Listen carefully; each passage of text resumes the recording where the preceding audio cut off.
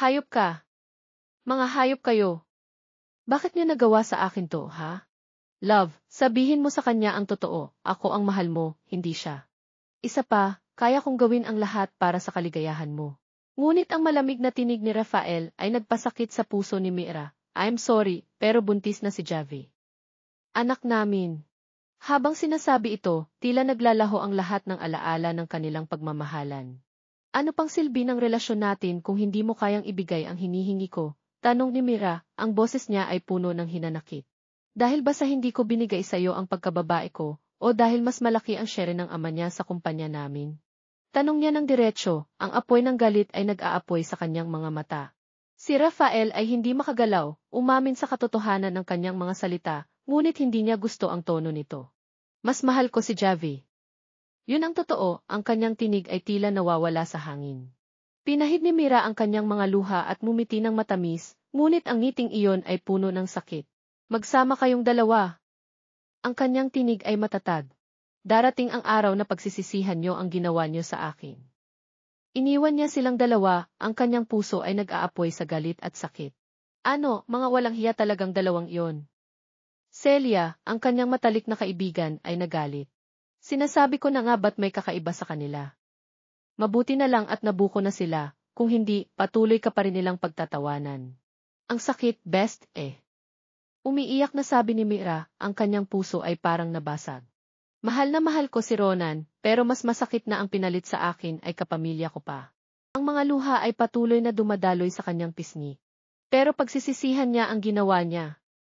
Kung nagawa niya akong lokohin dahil hindi ko maibigay sa kanya ang virginity ko, ipapakita ko sa kanya na kaya kong ibigay ito sa ibang lalaki. Agad na lumaki ang mata ni Celia sa narinig. Hoy, hinay-hinay ka lang sa pag-inom, babala niya, nag-aalala sa kalagayan ng kanyang kaibigan.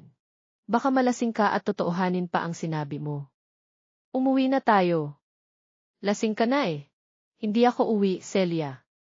Pigil ni Mira, ang kanyang tinig ay puno ng determinasyon. Siguradong magagalit na naman si Lola kapag nalaman niyang uminom ako. Okay, sa hotel na lang tayo tutuloy. Lumabas na ang dalawa mula sa bar.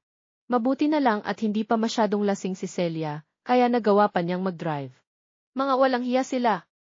Mamatay na sana silang dalawa para magsama-sama na sila sa impyerno.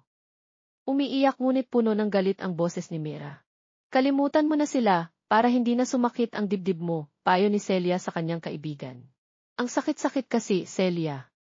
Hindi ko matanggap na niloloko nila ako, umiiyak na sabi ni Mira, ang kanyang puso ay puno ng sakit at pagkasira. Pagdating nila sa hotel, isang kwarto lamang ang kinuha ni Celia para sa kanila ni Mira. Oh, sige na, matulog ka na. Maaga ka pang uwi bukas, sabi ni Celia habang humihiga sa kama katabi ni Mira. Ngunit sa kabila ng pagod, hindi maalis sa isip ni Mira ang ginawa ng kanyang nobyo at pinsan. Kaya't bumangon siya mula sa kama at tahimik na lumabas ng kwarto. Hindi na mamalaya ni Celia na siya'y tulog na tulog. Nasa loob na siya. Nakainom na rin siya ng gamot at hindi magtatagal, epekto na iyon sa kanya. Huwag ka sanang pumalpak. Hindi pwedeng hindi tayo magtatagumpay ngayon, narinig ni Mira ang mga salitang ito mula sa dalawang tao na nasa hindi kalayuan. Kilala niya ang babaeng kasama ng lalaki. Nang marinig niya ang numero ng kwarto, mabilis siyang nagtungo dito at hindi na nag-atubiling pumasok. Madilim ang paligid, ngunit alam niyang may tao sa loob. Sino ka? Anong ginagawa mo rito? Tanong ng lalaki sa isang baritonong boses. Ah, sir, may narinig po kasi.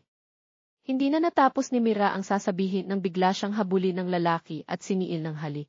Sir, sandali, reklamo niya, ngunit hindi siya makagalaw sa higpit ng yakap nito.